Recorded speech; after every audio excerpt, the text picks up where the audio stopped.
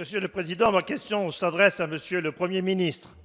L'ambiguïté entretenue par votre gouvernement sur le sujet de la laïcité est particulièrement inquiétante.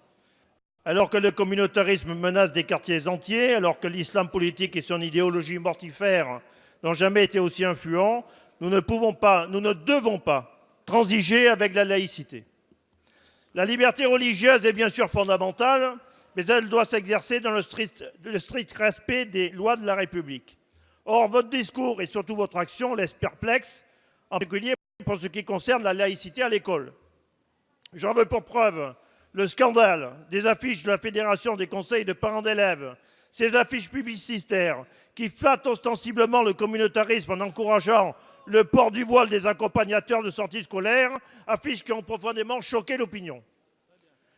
Le ministre de l'Éducation les a d'ailleurs condamnés, mais votre majorité reste tétanisée sur le sujet de fond des signes religieux ostentatoires dans la sphère publique. Je rappelle d'ailleurs que l'amendement Ciotti a déjà posé ce problème lors de l'examen de la loi sur l'école de la confiance. Il y a 15 ans, le président Jacques Chirac a eu le courage d'interdire le port du voile à l'école, mais comment accepter que ce qui est interdit à l'école puisse être autorisé dans les sorties scolaires qui relèvent justement du temps scolaire? Monsieur le Premier ministre, les Français attendent de la clarté, alors que vos ministres ont multiplié les prises de position contradictoires. Nous vous demandons de sortir de l'ambiguïté. Seriez-vous prêt, oui ou non, à interdire le port du voile dans les sorties scolaires? Merci, monsieur le député. La parole est à monsieur le Premier ministre. Monsieur le Président, Mesdames et Messieurs les députés.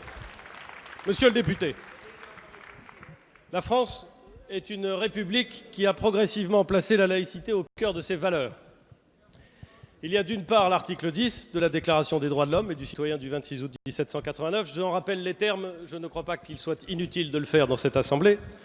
Nul ne doit être inquiété pour ses opinions, même religieuses, pourvu que leurs manifestations ne troublent pas l'ordre public établi par la loi. Il y a d'autre part, vous le savez comme moi, la loi du 9 décembre 1905, qui concerne la séparation des églises et de l'État, qui, après avoir rappelé le principe de liberté de conscience, prévoit, vous le savez, nous le savons, que la République ne reconnaît, ne salarie, ni ne subventionne aucun culte.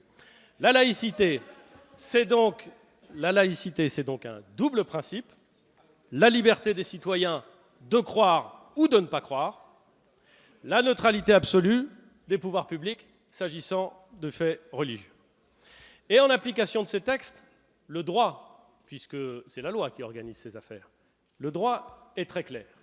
S'agissant des agents du service public, ils sont astreints à un strict devoir de neutralité qui leur interdit de manifester leurs croyances religieuses, comme d'ailleurs leurs convictions politiques, par des signes extérieurs, notamment vestimentaires.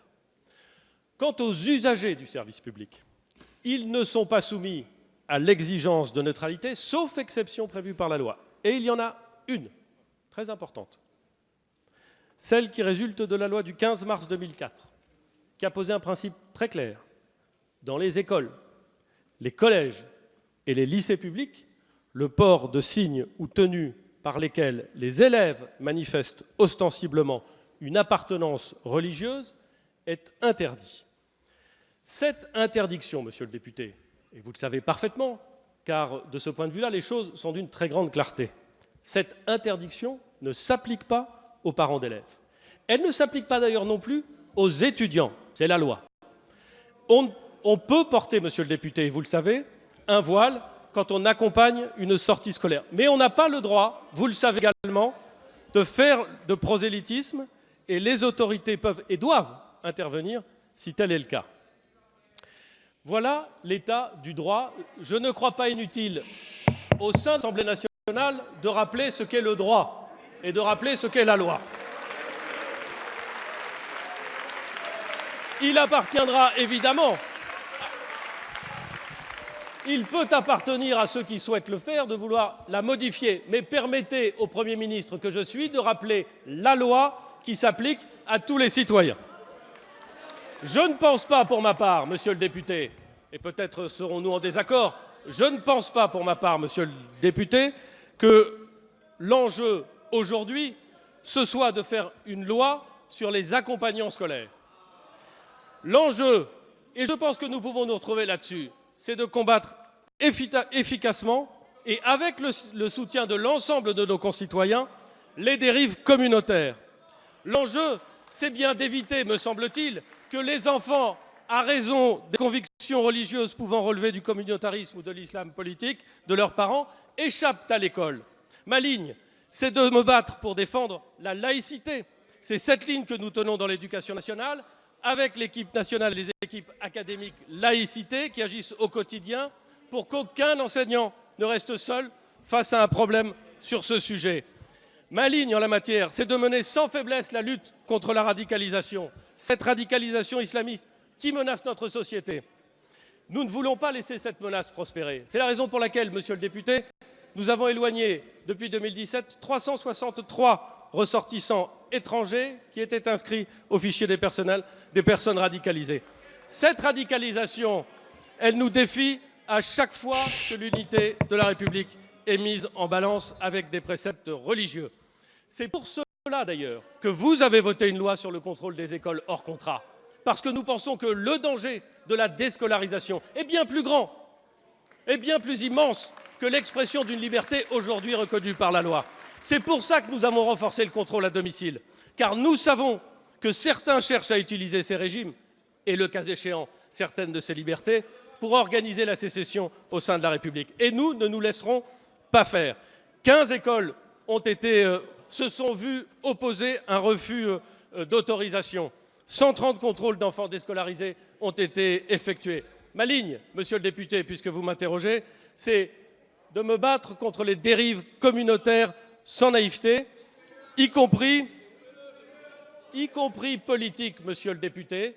Je sais qu'à l'occasion des échéances municipales qui viennent, un certain nombre de dérives communautaires seront portées par des candidats. Nous devons réfléchir à la façon dont il est possible d'éviter ce risque et cette menace. Mais je le redis ici, la laïcité à laquelle vous et moi nous tenons, à laquelle tous ensemble ici nous tenons, c'est un principe de liberté et un principe de neutralité. Merci. Monsieur Masson. Je vous sens mal à l'aise, monsieur le Premier ministre. Au-delà du port du voile islamique, c'est la montée des tensions identitaires qui doit nous interpeller. Mais comment pouvez-vous avoir une stratégie globale sans fracturer votre majorité qui parle avec des voix dissonantes, comme deux macronismes irréconciliables? Voilà les limites de l'ambiguïté et du en même temps. Voilà les limites, monsieur le Premier ministre, de votre politique. Merci.